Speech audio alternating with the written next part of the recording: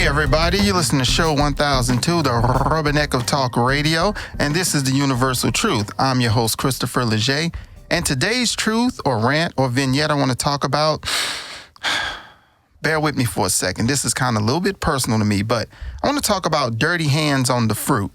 And what I mean by dirty hands on the fruit is simply this. Follow me real quickly, people. When you go to a grocery store, are some of you all just like me apprehensive about grabbing the fruit, especially when it comes to the grapes? Now, the other day, I was fiending for some grapes really, really bad. And there's only one place I go to get grapes. That's because they keep the grapes in a plastic container. But a bunch of other places, they keep the grapes in the bag. It's just something about me. It just perturbs me. Don't ask me to spell it, but it really irks me when people put their dirty hands inside the grapes and sample the grapes. For some reason, I always think about, man, I don't know where your hands been. I don't know what you could have just come out the bathroom. And then this is no slight to people who work hard now, but I saw a guy with a yellow vest on. And I know those kinds of people. I shouldn't say that because I am and used to be one of those kinds of people, still am. But guys who work out in the field with their hands, he touched the grapes and it just irked me. So he picked one. He looked at me feeling really, really guilty. Then he picked another one. He felt really, really guilty, but the grapes must have been good because he grabbed the third one. So I just reached over and got the ones out the container. But that is one of the reasons why we take fruit home and we wash fruit. But what I'm saying is this. If you go to the grocery store, do not put your dirty hands all over the fruit. Grab the one that you want and just be done with it. Because the secret to it is this. I'm going to let you all in on a little secret. I used to work in a grocery store.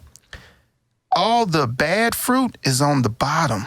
The bad apples, the bad peaches, the bad oranges and everything. All the dirty stuff is really on the bottom. All the clean stuff is on the top. But when it comes to the grapes, I don't know. It's just some people put their dirty hands all over the fruit. And here's the ironic part about it. Here's the hypocritical part about it. I do it sometimes too. So I need to really, really fiend. I really need to kind of like modify my behavior. But I'm saying about this, next time you go to the grocery store, think about the dirty hands all over the fruit, especially people going in and picking the grapes. Like I said, this is Show 1002, the Universal Truth. It's just kind of been a little short rant, a little something I wanted to talk about. Just happened the other day. So if you want to know more, go to the show's website, show1002.com. You all can reach me via email, chris@show1002.com, or you can always call or text me, 281-241-SHOW. This is Show 1002, the Universal Truth. Thanks for listening. Yo, that's true though. Hey, what's up? This is Q here in the studio. This is Bootleg Like Jazz. I got your boy William Wright, but you know him better as Rabbi Sensei here in the studio. What's up, man? Hey, man. Pleasure to be here. Blessings, man. I'm grateful. Cheers, man. Cheers. So what's up, man? How's your day been? What's up? Got some good rest. I'm glad to be here. It's not even noon yet, but it's good to be here, man. And thinking about the music, I just did a performance with my boy Richie Mike on the 4th. It's my first performance on stage, electric guitar. We got Richie Mike in the studio. Oh, really? But we're going to talk to him a little later, so, don't worry. Yeah, okay, you play. Yeah, man, I've been teaching myself for a couple of years now, probably around 5 or 6 years, hardcore practicing, just acoustic and electric, but right now I got the acoustic with me. What's some of your inspirations? Definitely Jimi Hendrix, man. Yeah. Psychedelic rock, from the beginning. I grew up listening to him at a young age. Who turned you on to Jimmy? I'm not even gonna lie, man. Like, my mom, started in family.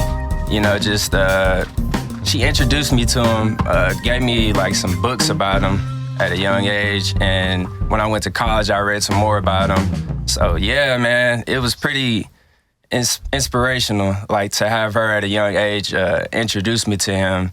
And I started watching documentaries too at a young age about him. So I really liked what he stood for, more or less. And I liked the fact that he created his own music in his own genre. It was definitely something that just I I was like, man, if he can do it, you know, like without even really knowing a lot about music, you know, you can go real far with this. You know, it just depends on like how hard you work at your craft. And I'm like just really now really getting in tune with, you know, taking the craft so seriously, you know, and really trying to make people happy with my music. And that's what he was all about. Like, he was like, you know, I just want people to go crazy, go wild when they hear my music, do whatever they want to do, you know, at those big festivals like Woodstock. So, yeah. And how did she get into Hendrix? How did your mom get into Hendrix? That's a good question. I just know she's a lover of music, and, you know, she did a lot. Where's your mom from? She's from Oklahoma City, actually. So, it's just strange to me. It's just like Oklahoma City, Jimi Hendrix head. It's, you know, it's just different. Okay. Yeah, definitely. And yeah, I'm a big Hendrix head myself. I'm not a good guitar player, but, you know, I definitely saw that this guy had a lot of talent and so forth. When did you start learning how to play guitar? All right, so it had to, like, my mom, she bought me a guitar for Christmas. And this was like, you know, I went to Morehouse College, actually, so shout out to everybody that went to Morehouse. HBCU. All my Morehouse bros. What is the HBCU? The AUC, Atlanta University Center, you know, everybody, you know, Clark Atlanta, Spelman. So HBCU is a historically black college or university, of course. So we know. DC, right? Or no? Atlanta, okay. Georgia. So I got put on to a lot of good music out there. I was in that general area. That's like a 2-hour flight, right? It doesn't matter. Keep going. Yeah, good question. But yeah, I definitely wanted to just play a song, you know, like, 'cause right now? Yeah, if Please. I can. Yeah, it's if you've ever heard The Wild Thing by Jimi Hendrix, Go. I hope this thing is in tune.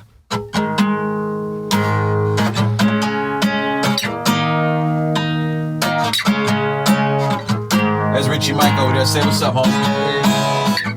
You can sing with me if you know the words. All right. Wild thing. You made my heart sing.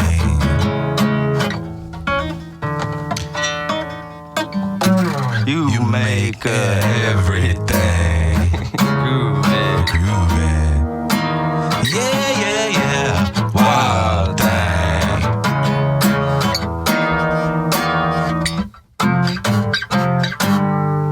Wild thing, I think you move me.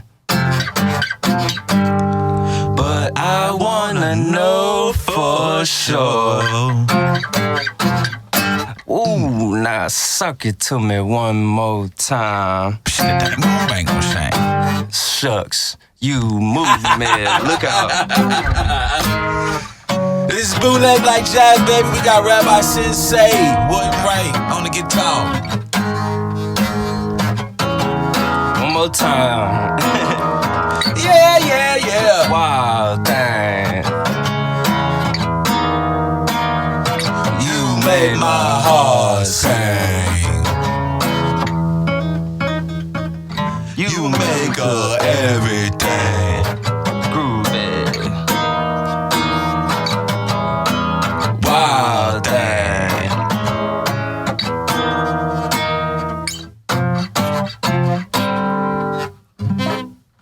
Yeah. I know I'm a little out of tune. I'm sorry, y'all, but it got to keep it moving, man. You know, life is not in tune all the time. You know, do we scream in tune? Do we cry in tune? No. So I know I'm not the best musician, but I love what you did right there, man. I was feeding off that. That's that positive vibe. Hendrix said something energy. at Woodstock talking about perfection that's resonated with me. I think it was when he was tuning up to play Red House. He was like, sorry, he said, sorry we were tuning, but hey, well, even cowboys perform in uniform. And I think that that's really powerful when you think about it, that no matter what, man, everybody needs some sort of like standard to present. So I think people recognize when you put your heart on the line to like share your talent, your art. I think, yeah, there's definitely some people who are some fucking assholes, you know what I mean? Let's be real. But for the most part, people people gonna respect that and see that, like, I'm not gonna put myself out there, but you did, and you give a damn. They gonna respect that, you know what I'm saying? And somebody told me, you know, when you play live and you make a mistake, keep going, because nobody knows. Nobody knows, and it's so true, you know. So that's what I gotta say, man. Appreciate you. But you play electric too. Yeah. What kind of rig do you have? Well, I don't have all I have is an amp in my electric. I have the Fender Starcaster, which I really didn't know anything about. You know, got it from a pawn shop. You know Gary Clark Jr.? Who? Gary Clark Jr. No. Oh man, you need to check out Gary Clark Jr., bro. Okay. Austin-based, Black American blues guitars. You guys look alike. Go listen to him, man. Go check him out, man. He got started as a kid playing around town, you know, and stuff like that till 2 a.m. and his parents having to stay there. And he did it with a friend. But I think you like his story. I think you vibe with him. You know, you should check him out for sure, you know. You got something else you want to perform? I want to let y'all know just shortly about, like, my coming of chopping screwing. You know, I know it's a whole new vibe for me now. Where can people find? I listen. You know, I've been checking you out. Where can they find that out? Where can they find you at with that? You know, I have a SoundCloud. It's William Wright. You should be able to look up William Wright and find me. There's a picture of the all-seeing eye. You know, pyramid. Nothing. It's not what you think it is, but you know, it's my profile picture at one point. And it's that's what you'll see. And let's play something right now from it.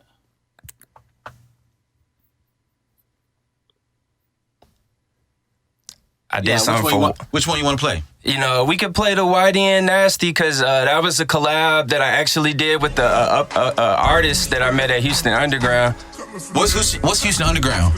It's a venue that's kind of on the outskirts of downtown where you can see the skyline, and it's we talking about Houston, Texas, everybody, just in case you didn't know. It's a venue where different upcoming artists perform, and popular artists that, you know, man, YZ, who performed? It was like Chopper's performed there, Lil Debbie's performed there. Bob Brizzy for sure. Appreciate the opportunity to even perform, you know, when I was there on the 4th. You know, as much love has been shown to me, you know, and I'm an amateur artist, you know, and I'm just grateful for the opportunity. Houston Underground for sure. You know, Slime Pilgrim, shout out to the up-and-coming DJ Slime Pilgrim. You know, he be keeping it crunk there. You know, he be doing the mosh pit. You know what I'm saying? That's like, if you look up on there, that's my little cover page. Oh, yeah. It's the mosh pit.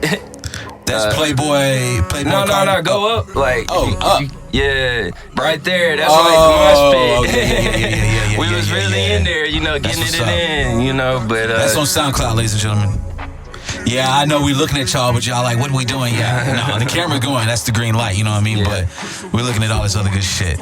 Yeah, but shout out to Whitey and Nasty, too. You know, he gave me an opportunity to chop and screw his music. I got lots of music, y'all. Like, you know, I got something for all of y'all. I'm a fan of Jaquise, so I got the Jaquise for the ladies. You know, I got some Gunna. You play this one? Live Your Life? Yeah, you can play that one. That's his single. It's out on YouTube, you know. There should be no copyright infringement. You know, it's my own remix. You know, the pitch has changed. You know, I know there's a big deal with that when it comes to chop and screw music. I've been trying to do it, you know, the correct business way when I put out my music. For people who don't know, tell them. Because people always ask me, yo, man, if I'm going to listen to your podcast, am I going to learn something? So for the people who don't know, tell them about it. You know, I've come into contact with some issues, you know, because I've done even videos. You can check out my YouTube, just search Rabbisensei. You know, I have chop and screw videos on there. You know, I got something for the kids. I got chop and screw videos for the kids. You know, I did Birdman and Jaquise's MIA, you know, which I love, you know. And, you know, at one point they took it down. You know, it was like, part of this song is being used in your song, so you know you don't have the copyrights to that, so it's like basically copyright infringement, so they took it down. But you can file a dispute if you feel like you created your own remix to this song, which was one thing that option that among others, but I was looking for that because I was like, dang, man, it hurt me because I put, you know, like, I really did that mix and I thought I did a good job. So I said, and I already know, I had just found out from doing research that if you change the pitch of the song, then it becomes your own. They don't own the rights to that. That's a good point because the band is gonna like perform in a certain key and based off of the singer's voice, how they want to do it. Yep, that's a good point. Yeah, and you know, you add in the chops, which is organic. Yeah, and it adds a remix. Yeah. I mean, who does anybody like sit out and write out, this one I'm gonna chop every time? Or is that just kind of like you just flow it and feel it? You gotta flow and feel it for sure. So that alone right there is an art form. Okay. Yeah. Complicated. It's complicated. Complicated. The person that put me on, because I was trying, like, my partner YZ, you know, he was chopping, screwing music. Shout out YZ Beats. For sure, man. Y'all gotta check out YZ. You start inviting me to these damn parties, homie. Shit. Yeah, man. We've been working together for so long, man. You gotta come out next time, man. Hop in the mosh pit with us, bro. All right. But yeah, I'm pretty sure Jimi Hendrix will want us to do that. All right. But no, man, this he got me put me on to the chop and screw, man. He did a song. He did the Lil Third, Rain on Me. Yeah, shout out to that song. Got a lot of views on his SoundCloud. But I know he's not even talking today, but, you know, he behind the scenes, don't want to say nothing. But, you know, I'm still, like, I'm trying to get on his level. You know, I did a lot of songs now, so it's all there for y'all to look at. You know, I did Richie Mike's Wait Till I'm Rich.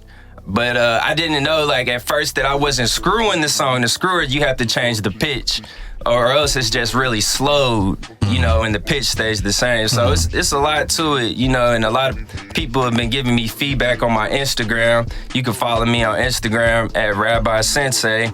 You can check out my clips that I have of my music. But yeah, I filed that dispute for the MIA song with Birdman and Jaquise off of Lost at Sea 2. And I told them that I had no intentions of doing copyright infringement, of any form of copyright infringement, and that it was my own remix, and that I had changed the pitch of the song so that they didn't own the rights to that. And they released it, and it's back on YouTube. You can look at it. So, and it's on Instagram too now again, because they took it down on Instagram too. But shout out, I fucks with them. You know, I fuck with the music. Oh, sorry, can we cuss? Yeah, you good. I'm sorry. I don't know if we got young kids watching. Shout out to all the youth. Well, shit, I mean, damn. They got to grow up at some point. God damn. I mean, it's a good question, though. And, I don't have kids. Y'all got kids? Anybody got kids? How old is he or she?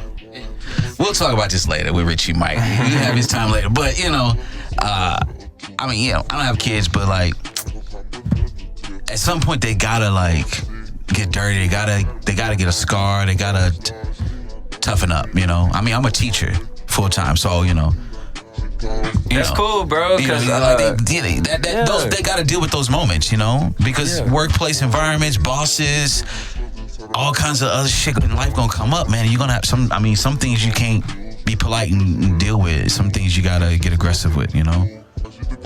Yeah, man. I work with kids too, so by the way. Hey, if you got kids, we gonna pray for you. But I just want to let everybody know we doing this whole music thing from MBK 713, My Brother's Keeper 713. Oh. It's an up and coming movement, and a movement of rappers, artists, collaboration, engineers, producers. So. Yeah, and it's I'm sure Richie Mike can tell you more about it, but it's a blessing to be here, and it's an honor because I thank you for the opportunity. That's all I can say. No. Yeah. Thank you. You still can say no, you know what I mean? Yeah. But that's what I was talking with Bonke about before you got on the mic. Shout out Bonke, the author, is that for me, I don't see no problem with we on this podcast and you here, but we talk about other people who've helped you out. That's why this shit exists. And I definitely want to network and support and build. You know what I mean? And that's just what it is. And then the other thing I talked to her about is like Houston, Texas is like the city in the United States of America for like black-owned businesses. We give a damn about people owning businesses and being black in Houston. And like we support them and we have restaurant weeks and you know, it's not perfect, but it exists. And that's the spirit I want to bring to Bootleg Like Jazz is like, not only that black owned is great, but support black owned. Support everything else, but let's be real, you know. We know the struggles and bullshit that the black community is going through. I mean, I have many people I've talked to on other episodes on Bootleg Like Jazz. You go check out talking about that. Hell, we just celebrated July 4th. So today is July 6th, 2019. We just celebrated July 4th, but Juneteenth also has a significant importance. And if you go listen to the Gumbo Session, so I have the Gumbo Jam. That's a different episode. Go look at the Gumbo Session. And I talk about Juneteenth and its impact. And like that's what Bootleg Like Jazz is about, is being black owned, supporting black owned, but also supporting other communities that are also marginalized. Because, you know, St. Augustine and Dr. Martin Luther King Jr. were right. Injustice anywhere is a threat to justice everywhere. You know what I mean? Damn, you know, this tequila, baby. Cheers. Who has a cup? Cheers, huh? Yeah. Come on, YZ, get off the camera. Let's cheers, baby. Come on, man. No water? Oh, yeah. You got something? Yeah. Cheers. Cheers. All right.